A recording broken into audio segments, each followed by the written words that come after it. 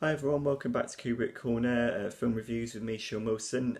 So you may have noticed there's a new Marvel movie out, Thor Ragnarok, and that's the film that I want to talk about today. So the third Thor film after Kenneth Branagh's 2011 effort, which I actually really rather liked, and 2013's Thor: The Dark World, which was somewhat underwhelming.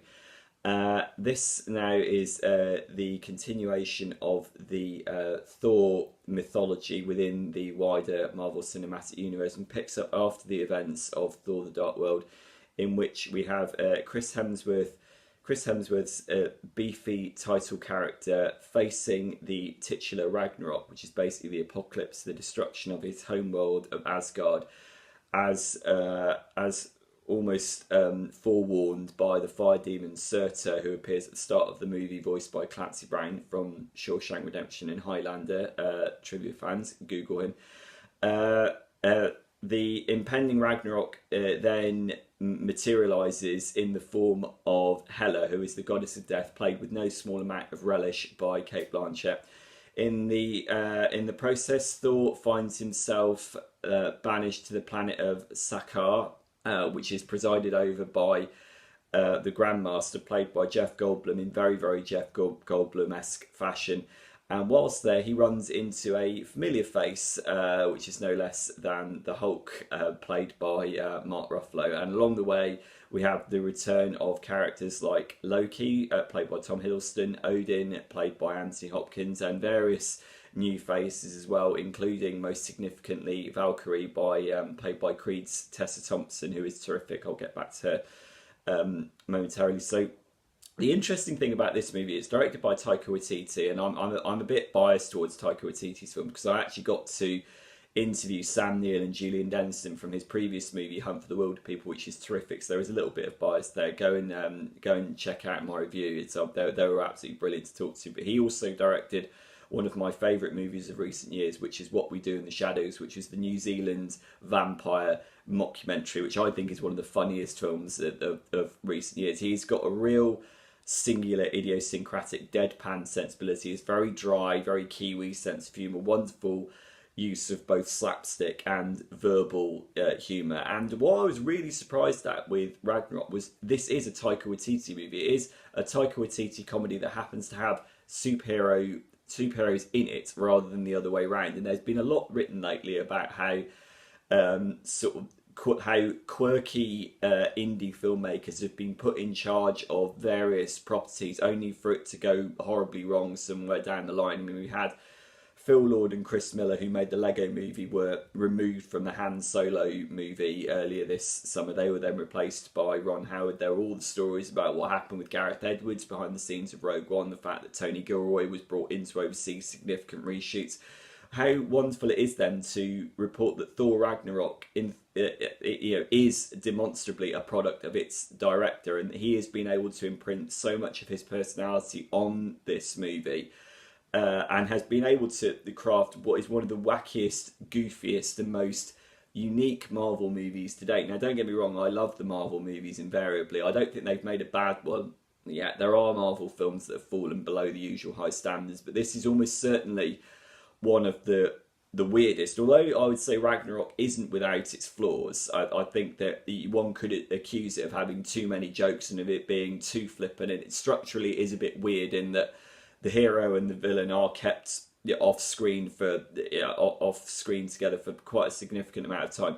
Give me something with this kind of very, very oddball, very memorable, unique personality rather than some cookie cutter corporate products. I'd much rather have this. And Waititi's familiar sort of deadpan verbal rhythms come across in the wonderful interactions between Thor and Hulk, who are constantly bickering about who is the strongest Avenger. And there's a lot of that interplay going on. There's a lot of that very, very deadpan interplay. There's also a lot of wonderful slapstick humour about people crashing into frame and landing like very painfully on the surface in the foreground. A lot of very, very good gags like that. And yeah, I really, really liked it. I liked the strangeness of it. And I think also, ironically enough, by loosening up, by being loose and limber, it informed us more about the character of Thor than any of the previous two movies did. I mean, certainly the previous two movies were a lot more, they had a lot more grandeur and sort of Shakespearean po-face about them. Whereas what this one does, it continually undercuts the character. It makes him much more quip-happy, and Chris Hemsworth certainly responds with a much more casual performance that he's clearly a lot more comfortable with. Chris Hemsworth is a very, very funny comic actor, as anyone who's seen the Ghostbusters reboot will know, and he's clearly loves Taika Waititi's response to all this, which is let's completely rip up the rule book and play it all for laughs. And in the process, by investing the Thor series with a degree of humility, we are actually more invested in the central character's journey, which is that he is a sturdy Asgardian warrior who needs to learn humility, and by the process of the movie learning that, we actually learn more about him. So I think Taika is really, really onto something here. I think by shaking up the formula, he has really invested us in this character like no one before. I mean, not only does Chris Hemsworth do brilliantly, Mark Ruffalo finally gets to flash out not just the Bruce Banner side, which he is so brilliant at, but also the Hulk side as well. The Hulk actually gets a significant amount of character into playing this, and he's told you can't go around smashing everything. You need to exert a little bit of restraint, and it's all about that sort of overgrown green man-child act that he's got going on, which does actually work. That is actually very, very funny.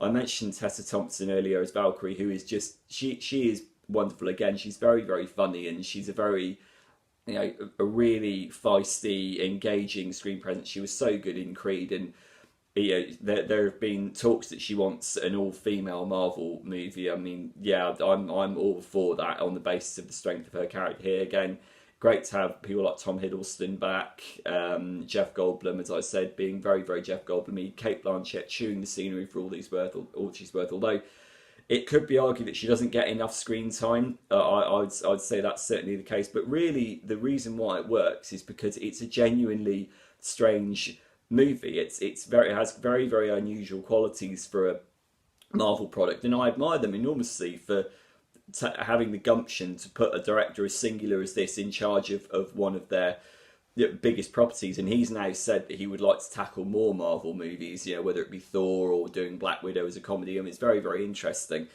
And certainly the box office results of Thor Ragnarok would suggest that he's going to come back to do another one. I mean, visually, it's beautiful. You get for once in the Thor movies, you do actually get a sense that these aren't just CGI glazed landscapes. There is a tactility and a visual richness to the various areas that we go to, which is really, really good. Mark Mothersbaugh's score mixes symphonic orchestra with Jean-Michel Jarre-esque synths. He has said that the idea of the score for this movie was to harken back to that era of 1986. That's brilliant. The history of the Marvel soundtracks is very, very spotty. This is almost at the upper end with the likes of Christoph Beck's Ant-Man and Alan Silvestri's The First Avenger. It's definitely up there.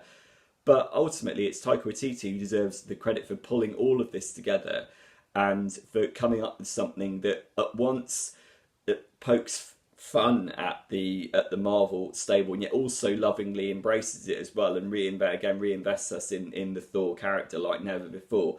It's very off the peg. I dare say the amount of jokes and the amount of off the wall humour will alienate as many people as it will enchant them. For me, for this reviewer, I really, really liked it, and frankly, give Taika Waititi another Thor movie to do. I'm Sean Wilson, and you've been watching Kubrick Corner Film Reviews. Peace out.